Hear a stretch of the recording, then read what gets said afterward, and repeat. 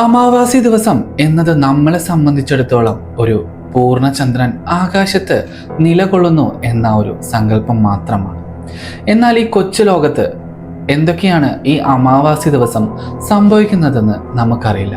നമ്മുടെ ഈ കൊച്ചു കേരളത്തിൽ അർദ്ധരാത്രിയിൽ ഇരുട്ട് നിറഞ്ഞ കാടിനുള്ളിലൊക്കെ എന്തൊക്കെയാണ് സംഭവിക്കുന്നതെന്ന് ഈ കഥ ഞാൻ കേൾക്കുന്നത് വരെ എനിക്ക് അറിയില്ലായിരുന്നു. ഈ ഒരു കഥ കേൾക്കും മുന്നേ വരെ എനിക്ക് എല്ലാ ദിവസത്തെയും പോലെ തന്നെയായിരുന്നു ഈ ഒരു ദിവസം. എന്നാൽ ഈ കഥ കേട്ടതിൽ പിന്നെ ചന്ദ്രഗ്രഹണ ദിവസം, അതായത് അമാവാസി ദിവസം എന്നത് ഒരു പ്രത്യേക തരത്തിലുള്ള ഒരു ദിവസം തന്നെയാണെന്ന് ഞാൻ മനസ്സിലാക്കി. ഈ അമാവാസി ദിവസങ്ങളിൽ അമ്പലങ്ങളിലും അതുപോലെ മറ്റ് വീടുകളിലും പൂജാമുറികളിലുമെല്ലാം ദൈവങ്ങൾക്കായി പ്രത്യേക തരത്തിലുള്ള പൂജകൾ നടത്താറുണ്ട്. എന്നാൽ മറുവശത്ത് ഈ നെഗറ്റീവ് എനർജികൾക്ക് വേണ്ടി, അതായത് പൈശാചിക ശക്തികൾക്ക് വേണ്ടി ഈ ഒരു ദിവസം നടക്കുന്ന ഒരു പ്രത്യേക പൂജയെക്കുറിച്ച് അറിയാൻ വേണ്ടി ആ കാടിനുള്ളിലേക്ക് ചെന്ന അഖിൽ എന്ന ഫോട്ടോഗ്രാഫർ കണ്ട ചില വിചിത്രമായ കാഴ്ചകളും പിന്നീട് അഖിലിൻ്റെ ജീവിതത്തിലുണ്ടായ ചില സന്ദർഭങ്ങളെക്കുറിച്ചുമാണ് ഞാൻ ഇന്നിവിടെ പറയാൻ പോകുന്നത്. മരിച്ചിട്ടും കാത്തിരിക്കുന്നവരെ കുറിച്ചുള്ള കഥ കേൾക്കാം നമുക്ക്.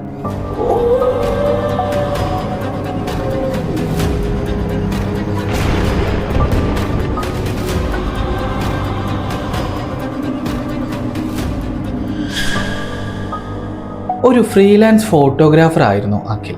എന്നാൽ അഖിലിന് ഏറെ പ്രിയപ്പെട്ട ഒരു കാര്യമുണ്ട്. ഈ പാരാനോർമൽ ആക്ടിവിറ്റി ഇൻവെസ്റ്റിഗേഷൻ നടത്തി നെഗറ്റീവ് എനർജി അല്ലെങ്കിൽ പൈശാചിക ശക്തി ഈ ലോകത്ത് ഇല്ല എന്ന് തന്നെ ഉറപ്പുവരുത്തി ഈ ലോകത്തിന് കാണിച്ചു കൊടുക്കണമെന്ന ഒരു ആഗ്രഹം അവന് വളരെ നാളായി ഉള്ള ഒരു ആഗ്രഹമാണ്. അർദ്ധരാത്രിയിൽ ക്യാമറയുമെടുത്ത് പല സ്ഥലങ്ങളിലും പോകുന്ന പതിവ് അഖിലിനുണ്ട്. അതിൽ പ്രത്യേകിച്ച് അഖിൽ എപ്പോഴും പോയിരുന്ന ഒരു സ്ഥലമാണ് ചില ശ്മശാനങ്ങൾ. എന്നാൽ ഇത്രയും കാലത്തിനിടയ്ക്ക് അഖിൽ പോയ സമയത്തൊന്നും അഖിലിന് ഇത്തരത്തിലുള്ള ശ്മശാനങ്ങളിൽ നിന്നും അതുപോലെ ഇത്തരത്തിലുള്ള സ്ഥലങ്ങളിൽ നിന്നൊന്നും പ്രത്യേകിച്ച് ഒരു രീതിയിലും നെഗറ്റീവ് അനുഭവങ്ങളൊന്നും ഉണ്ടായിരുന്നില്ല. അങ്ങനെ ഒരു ദിവസം നിൽക്കെയാണ് അഖിൽ ഒരു പുതിയ സുഹൃത്തിനെ പരിചയപ്പെടുന്നത്. അദ്ദേഹത്തിന്റെ പേര് വരുൺ എന്നായിരുന്നു. ഏറെ നേരം അഖിലിനോട് സംസാരിച്ച വരുണിന് ആ ഒരു കാര്യം മനസ്സിലായി. അഖിൽ എന്ന് പറഞ്ഞ ഈ സുഹൃത്തിന് പാരാനോർമൽ ആക്ടിവിറ്റികളെ കുറിച്ച് വളരെ ഇഷ്ടമാണെന്നും അതുപോലെയുള്ള കാര്യങ്ങളിലൊക്കെ വളരെയധികം ഇൻട്രസ്റ്റ് ഉണ്ട് എന്നും വരുണിന് മനസ്സിലായി. അങ്ങനെ ഇരിക്കെയാണ് വരുൺ അഖിലിനോടായി ഒരു കാര്യം പറഞ്ഞത്. ഈ വരുന്ന അമാവാസി ദിവസം ഉൾക്കാടിനുള്ളിൽ വെച്ച് ഒരു പൂജ നടക്കുന്നുണ്ട് എന്ന് എൻ്റെ മുത്തശ്ശി പലപ്പോഴും പറയാറുണ്ട്. സ്ഥലം എവിടെയാണെന്ന് എനിക്ക് കറക്റ്റ് അറിയില്ല, എങ്കിലും ഉൾക്കാടിൽ എവിടെയോ വെച്ചാണ് ഈ ഒരു പൂജ നടക്കുന്നത്. എന്നാൽ ഈ പൂജ ചെയ്യുന്നത് ദൈവങ്ങൾക്ക് വേണ്ടിയായിരുന്നില്ല, അത് മറിച്ച് പൈശാചിക ശക്തികളെ വിളിച്ചു വരുത്താനുള്ള ഒരു തരം പൂജയാണെന്ന് കൂടി വരുൺ അഖിലിനോട് പറഞ്ഞു. അഖിൽ ഇത് കേട്ട ഉടനെ തന്നെ വരുണിനോടായി പറഞ്ഞു, ഓ അങ്ങനെയാണെങ്കിൽ എനിക്ക് നീ ആ സ്ഥലം കാണിച്ചു തരണം. എനിക്ക് ഇത്തരത്തിലുള്ള പൈശാചിക ശക്തികൾ ഈ ലോകത്ത് ഇല്ല എന്ന് മറ്റുള്ളവരെ അല്ലെങ്കിൽ ജനങ്ങളെ അറിയിക്കണമെന്ന് പറഞ്ഞു. അതിനുവേണ്ടി നീ എൻ്റെ കൂടെ ഈ കാടിനുള്ളിലേക്ക് ഈ ഒരു പൂജ കാണാൻ വരണമെന്നും അഖിൽ വരുണിനോട് പറഞ്ഞു. എന്നാൽ വരുൺ ഉടനെ പറഞ്ഞ ഒരു കാര്യമുണ്ട്. അയ്യോ, എനിക്ക് ഇത്തരത്തിലുള്ള സ്ഥലങ്ങളിലേക്ക് വരാൻ വളരെയധികം ഭയമാണ്.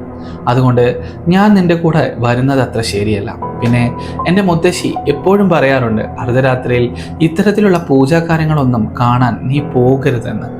അതുകൊണ്ട് എനിക്ക് വരാൻ ഭയമാണ്. നിനക്ക് ഞാൻ വേണമെങ്കിൽ കറക്റ്റ് സ്ഥലമൊക്കെ പറഞ്ഞു തരാം. നീ പോയതിനു ശേഷം എന്തെങ്കിലും കാണുകയാണെങ്കിൽ അത് വീഡിയോ ക്യാമറയിൽ പകർത്തിക്കോളൂ എന്ന് വരുൺ അഖിലിനോടായി പറഞ്ഞു.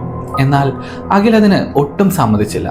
അഖിൽ വരുണിനോട് വീണ്ടും ആവശ്യപ്പെട്ടു, നീ എൻ്റെ കൂടെ ഉറപ്പായും വരണം, ഇല്ലെങ്കിൽ നീ എൻ്റെ ഒരു നല്ല സുഹൃത്തല്ല എന്നൊക്കെ പറഞ്ഞപ്പോൾ വരുണിന് അഖിലിൻ്റെ കൂടെ പോവാതിരിക്കാൻ സാധിച്ചില്ല. അന്ന് രാത്രി വരുണും അഖിലും കൂടെ ആ ഒരു കാട്ടുപാതയിൽ സഞ്ചരിക്കാൻ തുടങ്ങി. ഒരു പകുതി വഴി വരെ അവരുടെ ബൈക്കിൽ തന്നെയായിരുന്നു പോയിരുന്നത്. അഖിലിൻ്റെ കയ്യിൽ ഒരു ടോർച്ചും തൻ്റെ ക്യാമറയും മാത്രമേ ഉണ്ടായിരുന്നുള്ളൂ. വരുൺ മറ്റൊന്നും കയ്യിൽ കരുതിയിരുന്നില്ല.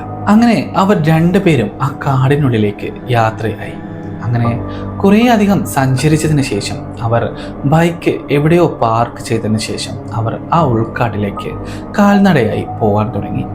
വരുൺ പോകുന്ന സമയത്തൊക്കെ അഖിലിനോട് പറയുന്നുണ്ട്, നമ്മൾക്ക് ഇവിടെ നിന്ന് തിരിച്ചു പോകാം, എനിക്കിവിടെ അത്ര സേഫായിട്ട് തോന്നുന്നില്ല, നമുക്ക് എത്രയും പെട്ടെന്ന് ഇവിടെ നിന്ന് പോകുന്നതാണ് നല്ലത് എന്നൊക്കെ വരുൺ അഖിലിനോട് നിർത്താതെ പറയുന്നുണ്ട്. എന്നാൽ അഖിൽ ഇതൊന്നും കേൾക്കാൻ സാധിച്ചില്ല. പ്ലീസ് എൻ്റെ കൂടെ വരണം, ഇത്തരത്തിലുള്ള ഒരു അവസരം ഇനി എനിക്ക് ലഭിക്കുമോ എന്ന് പോലും എനിക്കറിയില്ല. അവിടെ നടക്കുന്ന ഈ പൂജയെക്കുറിച്ച് എനിക്ക് എന്തെങ്കിലും ക്യാമറയിൽ ഉൾപ്പെടുത്താൻ കഴിയുകയാണെങ്കിൽ ഇത്തരത്തിലുള്ള ശക്തികൾ ഈ ലോകത്ത് ഇല്ല എന്ന് എനിക്ക് ഈ ലോകത്തെ തന്നെ കാണിക്കാമെന്നൊക്കെ അഖിൽ പറയുകയുണ്ടായി.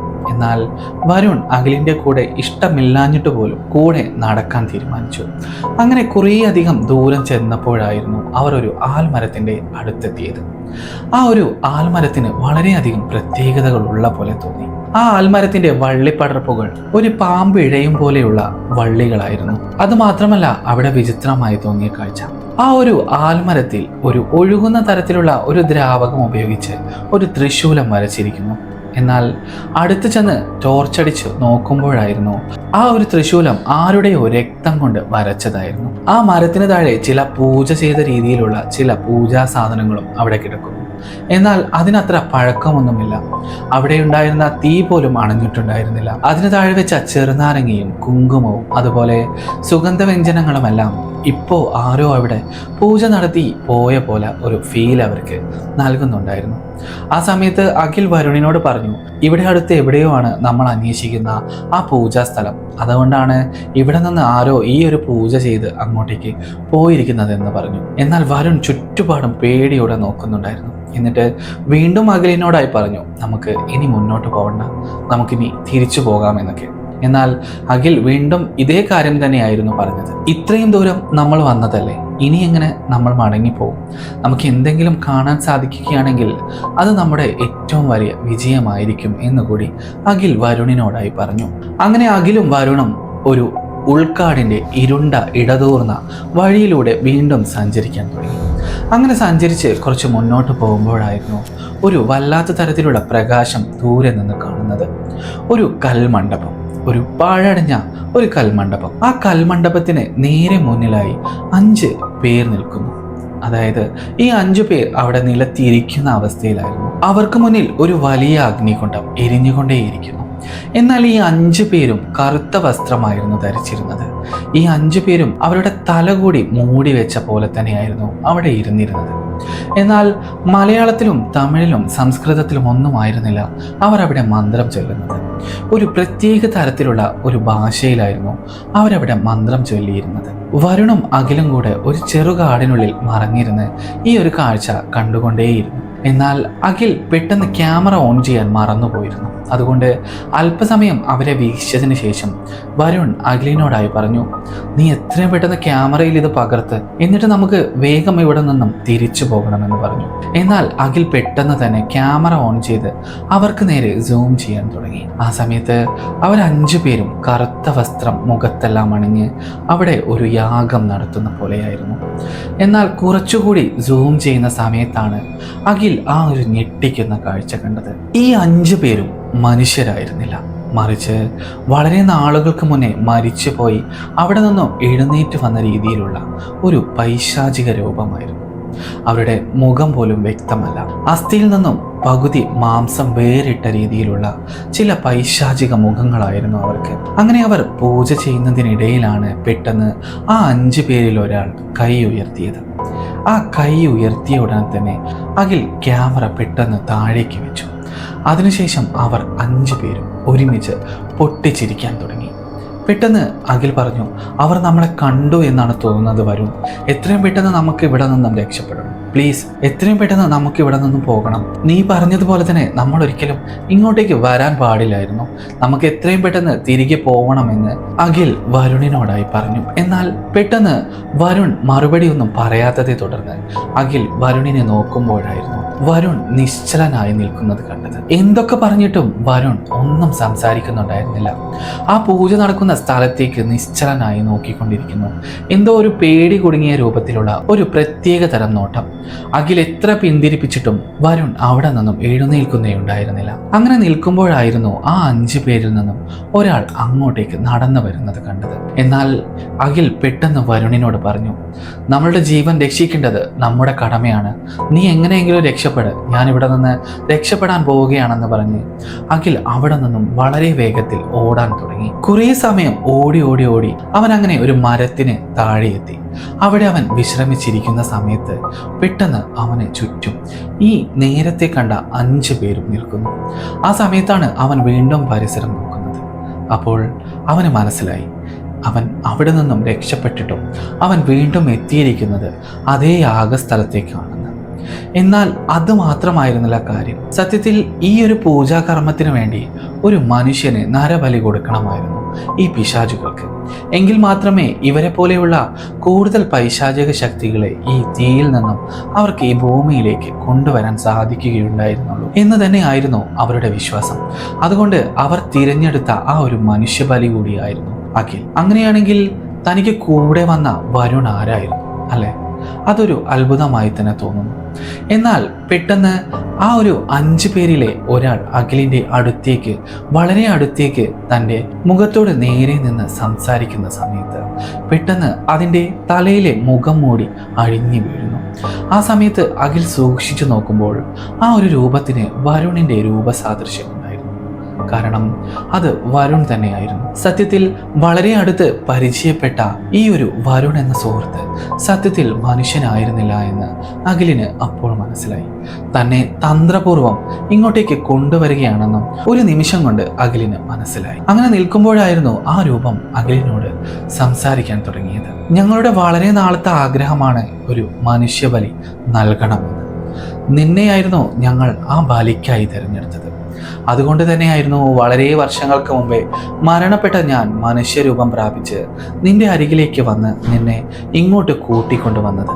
എന്നാണോ നിന്നെ ഞാൻ ബലി കൊടുക്കുന്നത്, അന്ന് ഒരുപക്ഷെ എനിക്ക് നിന്നിലൂടെ ഈ ലോകത്തെ കാണാമെന്ന് കൂടി പറഞ്ഞു. അങ്ങനെ അഖിലിനെ അവിടെ നിന്നും വലിച്ചിഴച്ച് ആ യാഗസ്ഥലത്തേക്ക് കൊണ്ടുപോയി അവനെ കൈകൾ ബന്ധിച്ച് ഒരു ബലി കൊടുക്കാൻ എന്നവണ്ണം ആ തീയിനടുത്തേക്കായി കുനിച്ചു നിർത്തി. എന്നിട്ട് വരുണിന്റെ രൂപത്തിൽ വന്ന ഈ ഒരു പൈശാചിക ശക്തി കയ്യിലൊരു കത്തി ഉപയോഗിച്ച് അഖിലിന്റെ തല അതിക്രൂരമായി വെട്ടിക്കളഞ്ഞു. എന്നിട്ട് രക്തവും ആ തലയും ആ ഹോമകുണ്ഡത്തിലേക്ക് ഒഴുക്കി കളഞ്ഞു. അതിനുശേഷം ആ അഗ്നികുണ്ഡത്തിൽ നിന്നും നിറയെ പൈശാചിക ശക്തികൾ അങ്ങോട്ട് ഉത്ഭവിക്കുന്നുണ്ടായിരുന്നു. അങ്ങനെ ഒരു കാഴ്ചയായിരുന്നു അവിടെ സംഭവിച്ചത്. ഈ അമാവാസി ദിവസങ്ങളിൽ ഇതുപോലെയുള്ള ഉൾക്കാടുകളിലും ആളൊഴിഞ്ഞ പ്രദേശങ്ങളിലും ഇത്തരത്തിലുള്ള പൈശാചിക ശക്തികൾക്ക് വേണ്ടിയിട്ടുള്ള പൂജകൾ നടക്കാറുണ്ട്. എന്നാൽ അതിൽ മിക്കവാറും പൂജകൾ ചെയ്യുന്നത് മനുഷ്യരായിരുന്നു എന്നായിരുന്നു ഞാനും കേട്ടിരുന്നത്. എന്നാൽ ഇപ്പോഴാണ് മനസ്സിലായത്, പൈശാചിക ശക്തികൾക്ക് വേണ്ടി മരണപ്പെട്ട ആത്മാക്കൾ നേരിട്ട് വന്ന് നടത്തുന്ന ചില പൂജാകർമ്മങ്ങളും ഹോമങ്ങളും ഈ ലോകത്ത് നടക്കുന്നു എന്നത് കേട്ടത് മുതൽ എനിക്ക് അല്പം വിചിത്രമായി തന്നെ തോന്നി. കൂടാതെ അല്പം ഭയവും തോന്നിയിരുന്നു. 2 ദിവസം കഴിഞ്ഞതിന് ശേഷമാണ് അഖിലിന്റെ സഹപ്രവർത്തകർ അവനെ കാണാത്തതിനെ തുടർന്ന് പല കാടുകളിലും പല ഉൾവനങ്ങളിലും അന്വേഷിക്കാൻ ആരംഭിച്ചത്. അങ്ങനെ കുറേ ദൂരം ചെന്നപ്പോഴായിരുന്നു അഖിലിന്റെ ക്യാമറ ആ കാടിനുള്ളിലെ ഒരു വഴിയിൽ നിന്നും ലഭിച്ചത്. എന്നാൽ പ്രത്യേകിച്ച് ആ ക്യാമറ ചെക്ക് ചെയ്യുന്ന സമയത്ത് അതിനകത്ത് പ്രത്യേകിച്ച് ഒരു ദൃശ്യവും ഉണ്ടായിരുന്നില്ല. ആസ് യൂഷ്വൽ നോർമൽ ഉള്ള പോലെ തന്നെയായിരുന്നു. എന്നാൽ ആ ഒരു ഭാഗത്ത് കഴിഞ്ഞ ദിവസം അവിടെ നടന്ന ഒരു പൂജയുടെ യാതൊരു അടയാളവും അവിടെ ഉണ്ടായിരുന്നില്ല. അത് മാത്രമായിരുന്നില്ല, അഖിലിനെ പിന്നീട് അഖിലിൻ്റെ ഒരു ശരീരം പോലും അവിടെ ആർക്കും ലഭിച്ചില്ല. അഖിലിന് എന്ത് പറ്റിയെന്ന് പോലും അറിയാത്ത രീതിയിലുള്ള ഒരു കഥയായി മാറി അഖിൽ പിന്നീട്. ഇനി നിങ്ങളോടൊരു ചോദ്യം, ഇത്തരത്തിലുള്ള ഒരു പൂജ നടക്കുന്നു എന്ന് നിങ്ങൾ കേട്ട് കഴിഞ്ഞാൽ നിങ്ങൾ എത്ര പേര് അവിടെ പോകാൻ തയ്യാറാണ്? ഇത്തരത്തിലുള്ള കഥകൾ കേൾക്കാൻ നിങ്ങൾക്ക് ഇഷ്ടമാണെങ്കിൽ നിങ്ങൾക്ക് ഈ ചാനൽ സബ്സ്ക്രൈബ് ചെയ്ത് എൻ്റെ കൂടെ കൂടാവുന്നതാണ്. മരിച്ചിട്ടും കാത്തിരിക്കുന്നവരെ കുറിച്ചുള്ള ധാരാളം കഥകൾ എനിക്ക് ഇനിയും നിങ്ങളോട് പറയാനുണ്ട്.